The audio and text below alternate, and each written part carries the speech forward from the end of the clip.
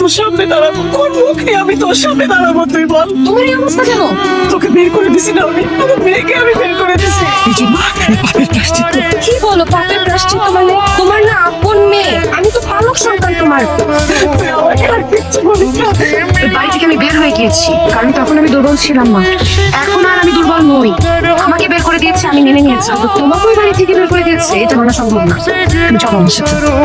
দর্শক, সম্প্রতি ঘটেছে এক হৃদয় বিদারক ঘটনা। কি সেই ঘটনা শুনবো আজ ফিটিমের কাছ থেকে। সঙ্গে থাকুন। কি ঘটেছিল আপনার সঙ্গে আসলে একটু যদি বিস্তারিত বলতেন। আসসালামু আলাইকুম। আমি অনু, আমার মা, দাঁড়িয়ে আছে আমার বোন, ওর নাম বিনু। এই ফ্ল্যাটটা আমার বাবার, আমাদের বাবার শেষ সম্পত্তি। আমার মায়ের নামে ছিল। আমার ছোট বোনের হাজবেন্ড আর তার মা মিলে আমার মার কাছ থেকে ফ্ল্যাটটা নিয়ে আমার মাকে বাড়ি থেকে বের করে দিয়েছে। আজকে যখন আমি ভাত খাচ্ছিলাম হোটেলে, তখন দেখি আমার মা সেই হোটেলে রান্না করে। আমার মাকে তারা বাড়িটা নিয়ে বের করে দিয়েছে। মেয়েটা মাঝখানে খুব ভয়, অনেক ভয়। তাহলে আপনি বাসা থেকে বের হয়ে কোথায় গিয়েছিলেন? আমি কোথায় ছিলাম? অনু, আমি আপনাকে আগে বলেছিলাম এমন কিছু একটা করতে পারে। চলেন আমার সঙ্গে। রাজীব স্যার আমার জন্য অনেক করেছে। রাজীব স্যার আমার জন্য একটা চাকরি খুঁজে দিয়েছে। আমি এখন একটা মহিলা হোস্টেলে থাকি। অনেক ডিউটি, জানেন আপনারা? অনেক ডিউটি।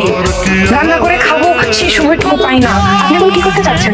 হ্যাঁ, আপনি এখন কি করতে চাচ্ছেন? দর্শক উদ্দেশ্যে একটু বলুন। আচ্ছা, আপনি কি কোনো আইনি ব্যবস্থা নিতে চান? আমি জানি না, বিশ্বাস করেন আমি সত্যি জানি না। যিনি জন্ম দিয়েছেন সেই মা যদি তার সন্তানকে শুধু টাকা কামাই করার মেশিন দিতে থাকে, তাদেরকে পুলিশে ধরিয়ে দেওয়া উচিত নাকি তাদেরকে, আমি জানি না আসলে। আমি সত্যি জানি না।